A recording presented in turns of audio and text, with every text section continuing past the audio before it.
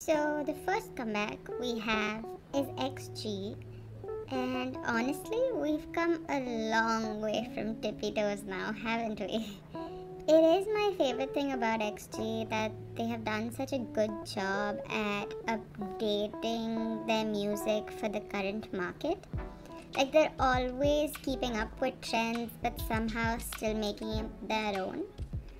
JYP, take notes, because the way XG is managed and promoted is what Niziu should have been.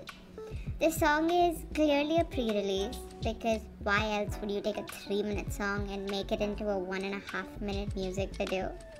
The song sounds like a pre-release too, or something you would release to like a YouTube series like they do, where they, just create stuff to showcase their talent, not actually to distribute.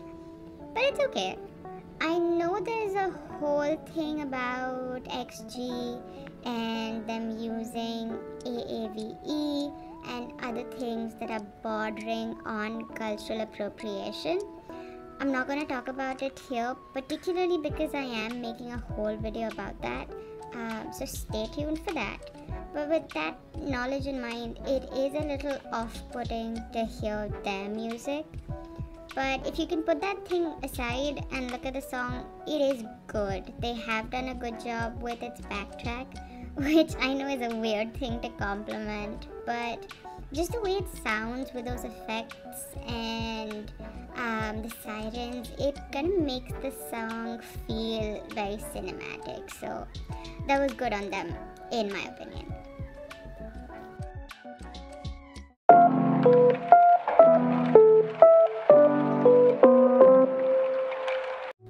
Anyway, coming to the next song group that we're going to be talking about.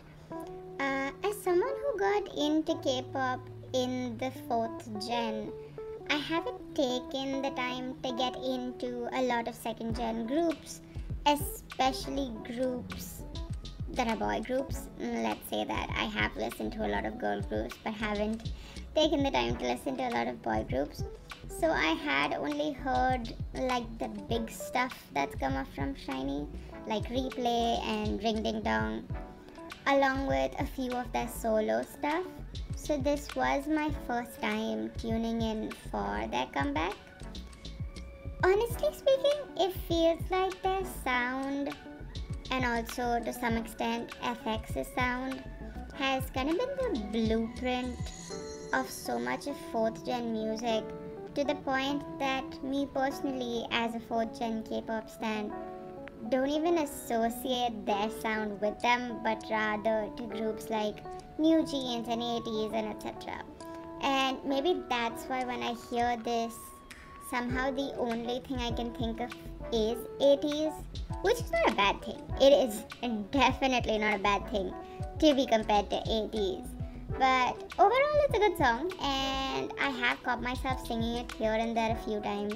Plus, I have noticed that Key's fan cam for one of the performances of this song is going viral. So, I don't know, would you recommend that I check out the rest of the album? Is it as good as the title track? Let me know in the comments below.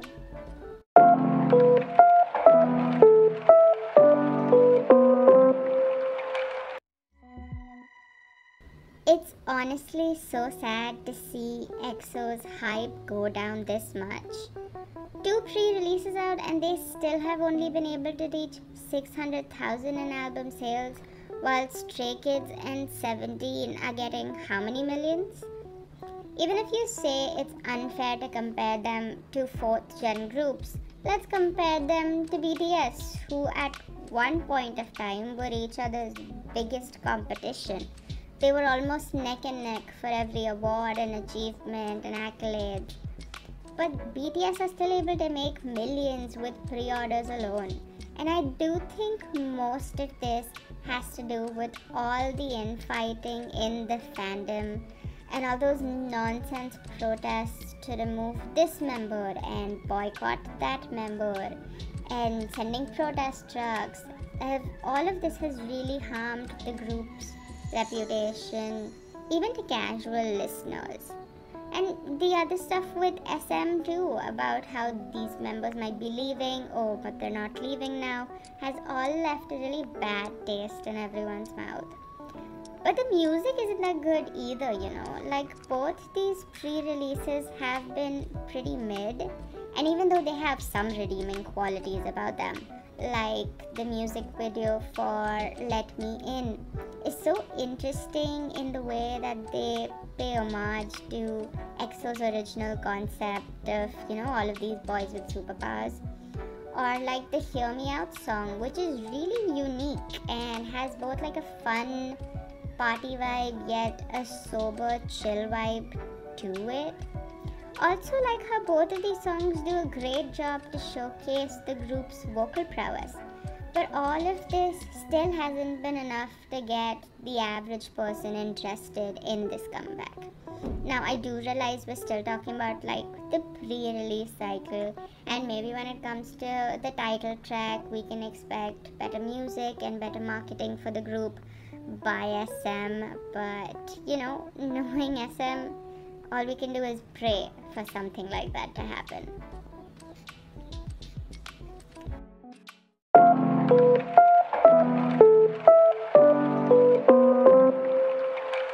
Finally, let's talk about YENA's comeback. We are not here to talk about all the drama that happened with Hate Rodrigo. I talk about the entire saga, if you will, in this video. So if you want to have like more information about that, or I don't know, maybe hear my opinion on that, you can check that out here. We're only here to talk about the music, so let's start off with the title track, Hate Rodrigo. It's a pretty average pop punk song.